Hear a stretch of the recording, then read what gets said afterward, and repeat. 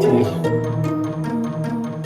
today's episode, we are traveling to a good friend of mine. His name is Kevin. We're going to take a look at his reef tank that's completely infested with dinoflagellates, and I'm going to try and help offer a solution for him and his aquarium. But first, to give you an idea of where his tank is coming from, because it's had dinos in it for a very long time, here's Kevin to explain exactly what's going on. Okay, so we're here at Kevin's house. You've actually been dealing with this for quite a while, right? So kind of walk us through like the size of your reef tank, and then kind of like how long you've been battling this issue. So the tank is it's a 90 gallon, and I've had it for a few years now, and the dinos started appearing. So I got really sick with COVID in 2020,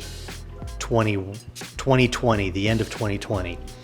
And so I did nothing with the tank for weeks and weeks on end.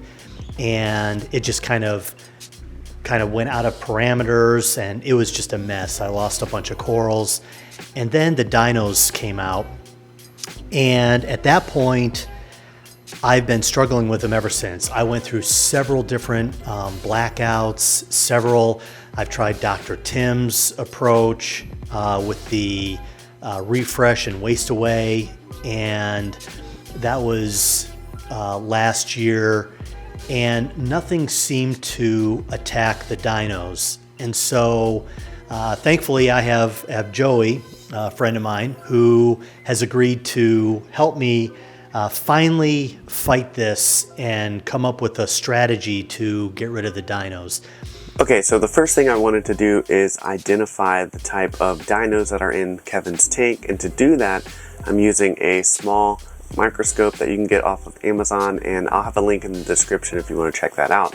But I had a pretty good feeling that this was Amphibianium dinoflagellates, the same dinos that I've dealt with in my tank. These dinos are photosynthetic, and whenever your lights are on, they tend to rise up onto the sand bed, and that's where you get that thick brown, disgusting looking mat of them crawling all over the place. Now they can also slime up and take over corals, so they'll suffocate the corals and kill them. And so having a lot of them in your tank is just a bad experience overall.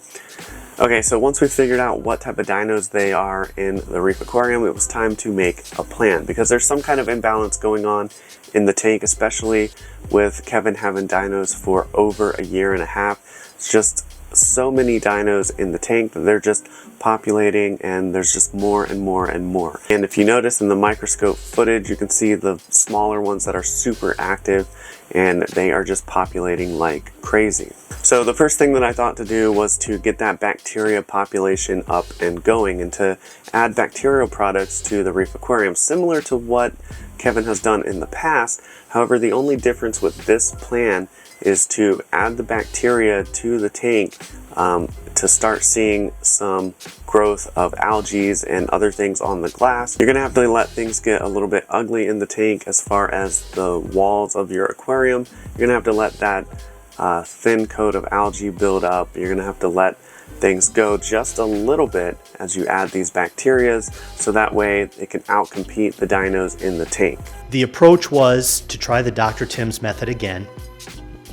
And so I went through the blackout phase, adding the refresh, and then after I uncovered the tank, instead of going to normal lighting levels, I went with the low light levels, and the dinos are coming back, you know. So we're in day 9 of the process, and right now, according to Dr. Tim's, I'm supposed to do a water change. However, you're saying maybe to do something different. So we're taking a little bit different approach. So we're using Dr. Tim's recipe as kind of a roadmap to try and get a different result. So we're adding in that waste away and different bacterial products. So we're also using Microbacter from Brightwell Aquatics as well. What we want to kind of try to do, similar with my situation, is I kind of let things grow and let things kind of go a little bit in the reef aquarium to kind of build up that bacteria, the diversity of beneficial bacteria and things in your reef tank to kind of outcompete what he's got going on. Dinos can be very tough to get rid of, and a lot of people struggle with them. And even though in my tank it was still a process, it still took like 3 months to get rid of it.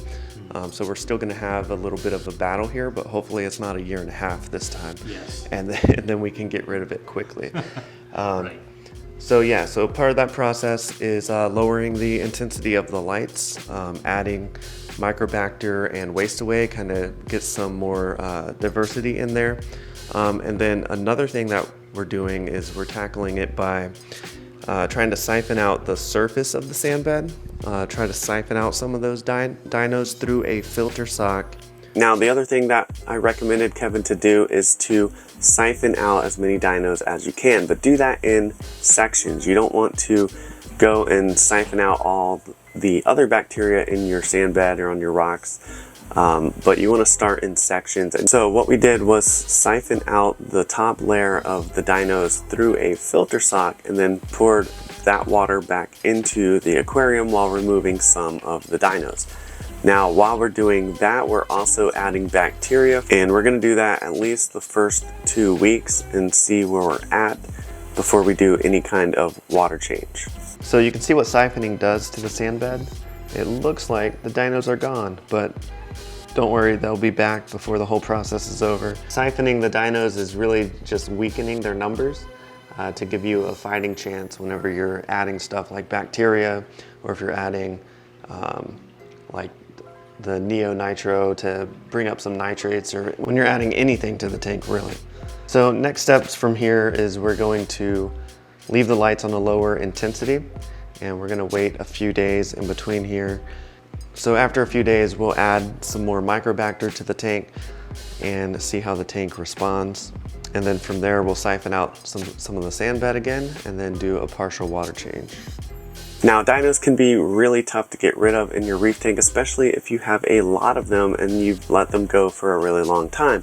But there are steps to getting rid of dinos, and that's what this video was about. This is the beginning stages of this battle in Kevin's tank with dinos. So if you learned something, let me know in the comments below. Maybe you have a question, but if you want to see my battle with dinos, go ahead and click or tap your screen to watch this video here. Thank you so much for liking, commenting, and subscribing, and we'll see you next time on the Coral Reef Talk.